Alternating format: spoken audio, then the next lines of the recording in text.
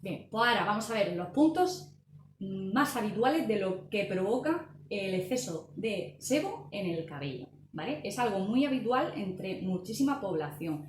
Lo complicado es equilibrar ese exceso de sebo, pero ahora después vamos a ver unos consejos que os pueden ser súper útiles. Muy útiles, no, súper útiles, ¿vale?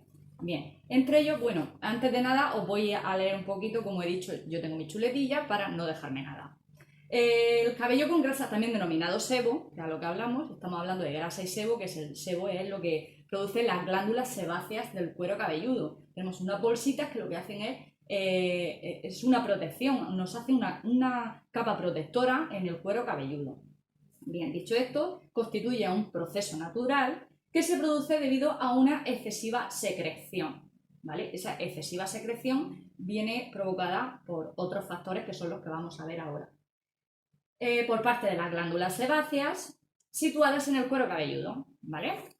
Dicho esto, vamos a ver las más habituales, la que todo el mundo dice, es que ¿por qué tengo yo grasa en el cabello si yo no utilizo champú graso, yo no me toco el cabello, yo en mi casa, atención a estas, ¿eh?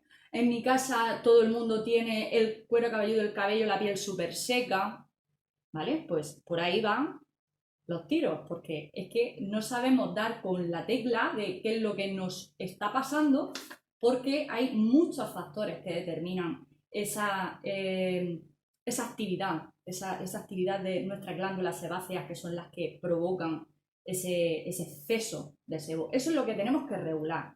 Y eso es lo complicado, pero no imposible, ¿vale?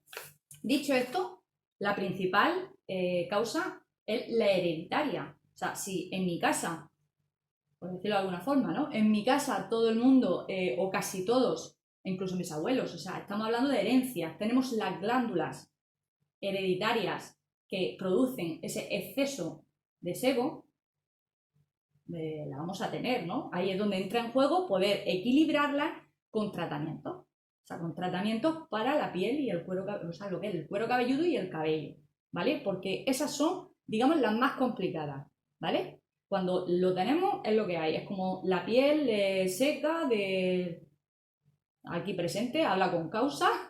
Yo en mi familia todos tenemos la piel atópica y tenemos que ir súper hidratados, con crema, con no sé qué, porque si no iríamos hechos un pellejo.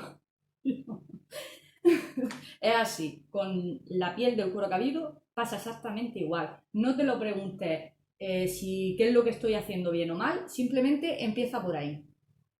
Es hereditario, cualquier cosa es hereditaria, entonces eso también es hereditario, ¿vale? Esto es lo que hay. Por suerte o por desgracia, la herencia es lo que hay. Dicho esto, lo siguiente es hormonal. Esos cambios hormonales que tenemos pues, durante la menstruación, el embarazo, cuando lo notamos principalmente en la pubertad, esos granitos que nos salen, en la cabeza también lo notamos, ese cabello graso, es lo más normal, esa actividad continua de la glándula sebácea. Eso es lo que hace también las hormonas se revolucionan y con ello el exceso de sebo, pero no solo en la cabeza, ¿vale? Simplemente tenéis que observar bien, que evidentemente notamos más aceite, ¿no? Ese sebo por aquí, por la zona T, como le llaman, ¿ok? Otras cosas a tener en cuenta, pues tanto lavar el cabello demasiado como lavarlo poco, ¿vale? Lavarlo demasiado lo que puede provocar es que estemos retirando ese sebo, el aceite natural, esa protección natural que tenemos en el cuero cabelludo, la estamos retirando y lo que hace la piel es estar continuamente trabajando para hidratar nuestra piel, ¿vale? Pero si lo lavamos poco y tenemos esa actividad, evidentemente también nos va a provocar esa sensación de suciedad en el cuero cabelludo y el cabello. ¿Me explico? Si lo lavo mucho, al final esas glándulas van a trabajar a lo que dan, y si lo lavo poco, esas glándulas están trabajando y yo no me estoy lavando el cabello como debo, ¿vale? Eso es cuestión de equilibrar. Que lo tengo sucio, a lavarlo. Que no me lo puedo lavar continuamente, utiliza champú en seco una vez. O sea, una vez hoy utilizas el champú en seco y mañana te lavas el cabello. Por lo que sea, no tienes tiempo, no tienes ganas, no, por lo que sea, no puedes, pues utiliza otras alternativas para poder llevar ese equilibrio del sebo natural del cuero cabelludo, ¿vale? Bien, ¿qué más? ¿Qué más que no me quede yo? Hay muchísimos, ¿eh? Por otro lado, lavar el pelo con suficiente frecuencia puede acumular exceso de grasa. Ya os digo, es que me lo he apuntado, pero lo sé. El empleo de productos capilares inapropiados, eso se sabe. O sea, estamos hablando de que yo estoy utilizando un champú porque me noto el pelo seco, pero es que me crea grasa, claro. Porque estás utilizando un champú simplemente teniendo en cuenta de medios a puntas. No. Hay que tener en cuenta la piel. Yo trato la piel y después el pelo. Porque la piel determina la salud de mi pelo. ¿Me explico? Si yo estoy utilizando un champú hidratante de medios a puntas, lo que estoy haciendo es dar exceso de grasa al cuero cabelludo. El exceso de grasa del cuero cabelludo provoca caída del cabello, dermatitis, provoca un millón de problemas que no tendríamos por qué hacer estas actuaciones, podemos evitarlas.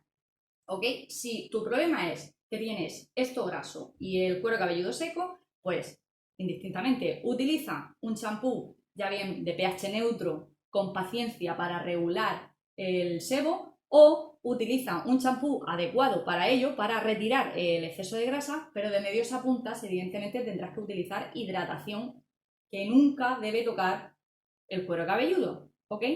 Sí, pero es que el champú cuando me lo pongo, que es lo habitual, cuando me pongo el champú antigrasa me deja de medios a puntas que parece un estropajo, me lo deja súper seco. Pues vamos a hacer el prelavado, ¿ok? Hacemos el prelavado. Todo esto lo voy a contar ahora después, me estoy adelantando.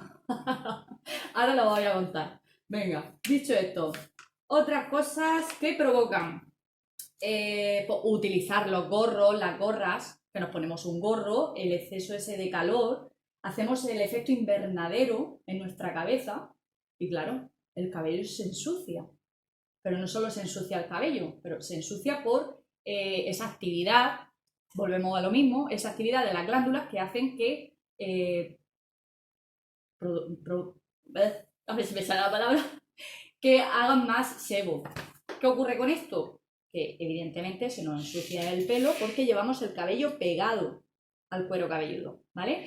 Gorros, pañuelos, las colas, o sea, eso es hacerte una cola, que os iré poniendo imágenes y demás, pero esto de ir con una cola así, pensar que llevamos el pelo pegado,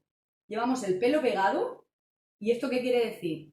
Pues que no lo tenemos suelto para que esté, al llevarlo suelto, lo que hacemos es, se está oxigenando, ¿ok? Pero si lo llevamos todo el tiempo agarrado, yo conozco muchísima gente que no se suelta el pelo para nada. Todo eso es un cúmulo de hongos por el tema del sebo bestial. O sea, no sabéis de lo que es capaz el llevar el cabello. Para eso, pues nos cortamos el pelo, para que un cabello largo y recogido. Es que me gusta el cabello largo, pero es que nos vamos a provocar cosas que no debemos. Como puede ser eso, el tema de los hongos y todo, por llevar el cabello tan cogido. Bueno, por no hablar de la alopecia, de llevar el cabello tirante, la alopecia que nos provocamos por las zonas frontales. Bueno, es que esto es un mundo. Os puedo asegurar que me pongo a hablar y no termino ni el año que viene. Es una locura. Esa educación sobre la higiene capilar y sí, la educación de la higiene capilar, sin más. O sea, el saber cómo hacerlo o por qué hacerlo o los motivos que son tan importantes. ¿Qué os digo yo que no es interesante? ¿Es interesante? No es interesante. Ya te digo yo de que sí. A mí me parece súper interesante, por eso me enrollo tanto, porque me gusta. A ver, seguimos. Venga, el estrés. Bueno, otra cosa más. O sea, eso también es hormonal, el tema del estrés. Lo que hablamos de, puede ser, el tema del sebo en el cabello puede ser puntual o temporal. Pues eso, que es que llevamos un ritmo de vida determinado, un mes, cuánto trabajo tengo, o los estudios, o los niños, o pues todo lo que nos puede provocar, todo el conjunto nos puede provocar pues todo eso está claro que viene también ligado al tema hormonal. Ese trabajo interno que tenemos, al final, florece por fuera. Así que es lo que hay. A ver, otra cosa, aunque no está totalmente establecida, cosa que yo sigo pensando que sí, no está establecida la relación de la dieta con el cabello graso. Yo diré por qué, porque dice que según algunos estudios, una dieta rica en grasa saturada y en azúcar pueden influir negativamente. Está claro, está claro. Al igual que dicen, es que si comes determinados alimentos, tu fluido, o sea, tu sudor puede tener un olor u otro. Pues con el cabello pasa igual. Vamos a ver. Es que parece que estamos hablando de algo distinto. O sea, no es lo mismo que yo sude por aquí a que sude por aquí. Estamos hablando de algo igual. Todo puede influir. Bueno, pues, si la grasa saturada o el azúcar nos provocan enfermedades cardiovasculares, entre otras, ¿cómo no nos va a provocar esa actividad de la glándula así a lo loco? Claro que tiene su pero oye, que dice que no hay un estudio tal, pero oye, yo sigo pensando que sí por eso, porque tiene su lógica, ¿vale? Así que si tenéis que recortar la grasa saturada y el azúcar, ya sabéis, no soy médico, ¿eh? Soy peluquera profesional, pero médico no. Bien, no me enrollo más. Dicho esto, voy a dejar el papel. Dicho esto, espero que os sirva de ayuda, espero que sigáis mis consejos. Me gustaría notar vuestro apoyo, por favor, me gustaría notar vuestro apoyo. A mí no me pagan un extra porque te suscribas o porque me den me gusta. No me pagan un extra, simplemente me gusta ver que me apoyáis. Por eso digo, suscríbete o dale me gusta si te ha gustado, porque me sirve de referencia de saber si os gusta el contenido, o sea, estos consejos que estoy dando que son gratuitos, o sea, lo tenéis a mano y bueno, y si yo os caigo bien, mejor.